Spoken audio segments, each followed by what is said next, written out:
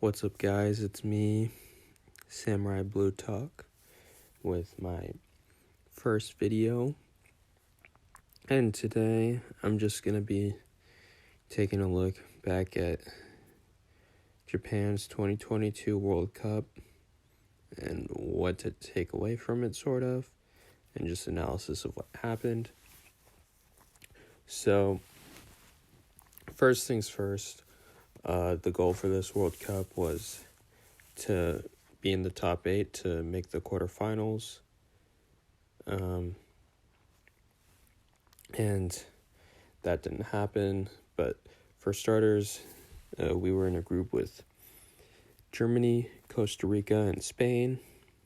Germany and Spain being the 2010 and 2014 World Cup winners. Many expected us not to make it out of the group, but after going 1-0 down to both Germany and Spain, we came back and scored 2 goals in both those games to beat both Germany and Spain and top the group with 6 points. We did have a disappointment against Costa Rica, and that wasn't too great. And then finally, in the round of 16, we went up against Croatia, scored the first goal before half, but then they equalized pretty early in the second half. Went full time, then extra time, all the way to end of penalties, and we got beat handily by Croatia on penalties. So I'll just take this one at a time. First game against Germany. Initially I thought Spain would top the group and we would get second, but turns out we got first. But so first game against Germany, I thought it would have been a 1-1 draw. And then after I got excited with Maeda's first chance, but it was offsides in like the 8th minute. And then after Gundogan's penalty that he scored, I just thought I was pretty demoralized. But in the second half, we kept on pushing and came back and scored 2 goals, one from Ritsu Doan and another from Takuma Asano to win the game. So that was pretty exciting. And then 4 days later, I believe, against Costa Rica, it was so disappointing because Costa Rica lost to Spain 7-0, I think.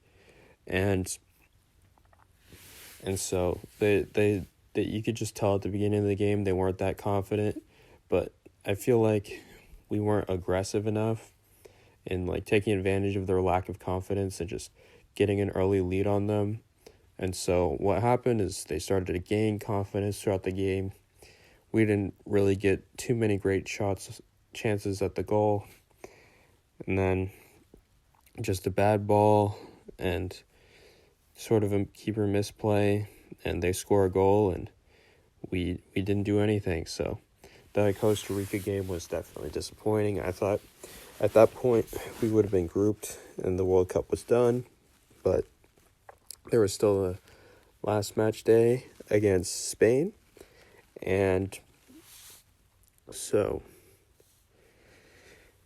I had some hope, but I was kind of nervous, and Morata scored in like 10 minutes in, and I thought, oh, that must be it. But nope, yet again, second half, just like in the second half of the Germany game, which I forgot to mention, is we made critical substitutions to have a little bit more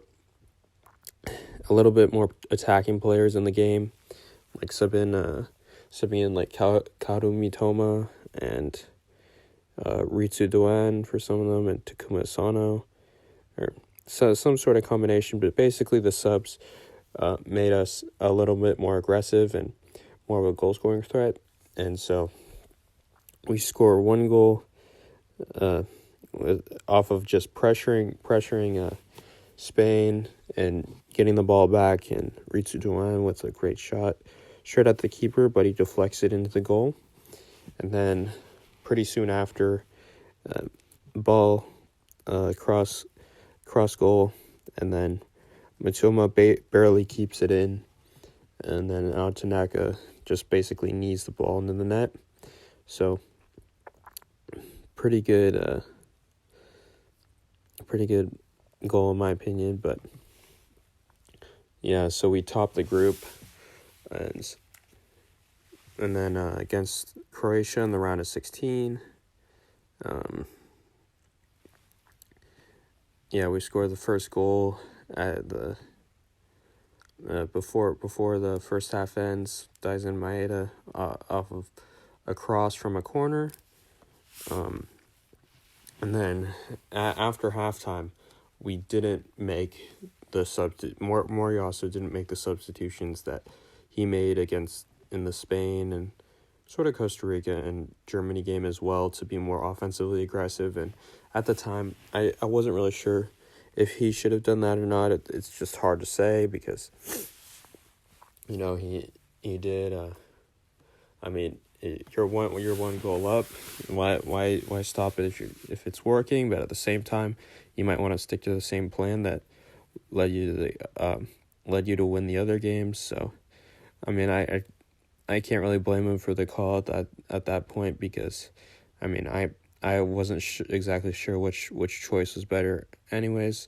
And then just an incredible header from Perisic to tie the game up. And from there, we had some chances, but by extra time, the whole team pretty much seemed pretty tired. I know Matoma had a shot, but didn't have much of a chance just because of the defenders surrounding him. He had to shoot it straight at the keeper. And then we lose on penalties. So that was the World Cup. Next one's in 2026.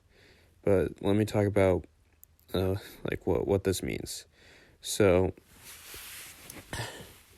overall, although we didn't reach our goal of making the quarterfinals, I'm still pretty happy. We beat two previous world champions in Germany and Spain. Even though they're sort of on the low, they're past their glory days. That's still a testament that Japan can compete with the top teams. Even we went to penalty kicks with Croatia, who ended up getting third place. And so I'd say that's positive. No one even had us getting out of the group. And not only that, we topped the group, which we haven't done since 2002. So that's definitely impressive. And then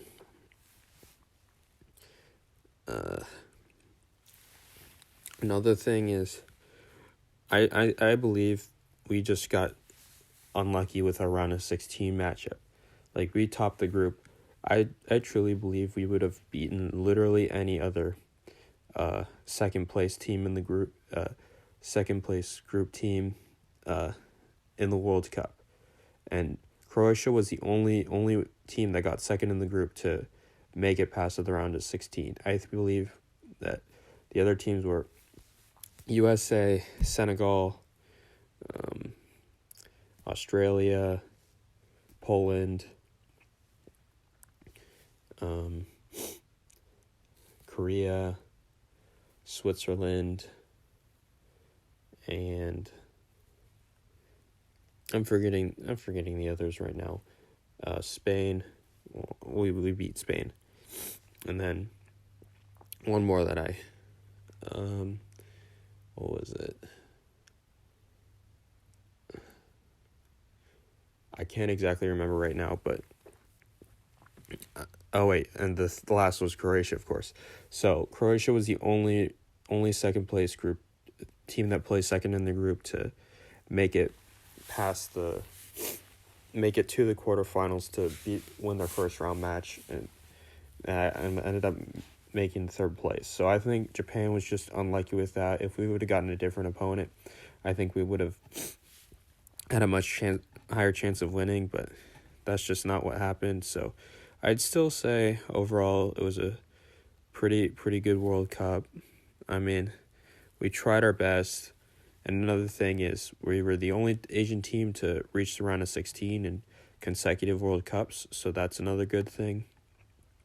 And overall, I definitely wish we would have gone further in the knockout stages, but it was still pretty solid. It was still pretty memorable. Got Japan some extra recognition worldwide and hopefully domestically, and maybe that'll lead to slight changes as increase in popularity of soccer within the country, which will make the national team better down the road. So that's what I have to say about the Japan's 2022 World Cup. It was a heartbreak, but Croatia was just really good at penalties. They had a lot of experience, and Japan didn't. And, there was some problems with the penalties, I think. I think we should have had Daichi Kamada. I just think he should have been on penalty kicks just because he does kick penalties for Eintracht Frankfurt. And,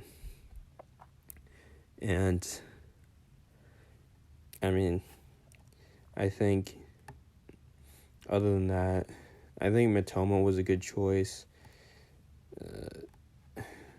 Minamino was okay. Didn't have that memorable of a World Cup, at least for me. And Maya Yoshida, I understand why, because he's the captain and stuff, but he was just tired out after the full game. And, that's just what I think about it. So, that's my analysis for the Japan's 2022 World Cup. Thank you for watching the video, listening to me talk about this, and I'll be coming back soon with more. Thank you.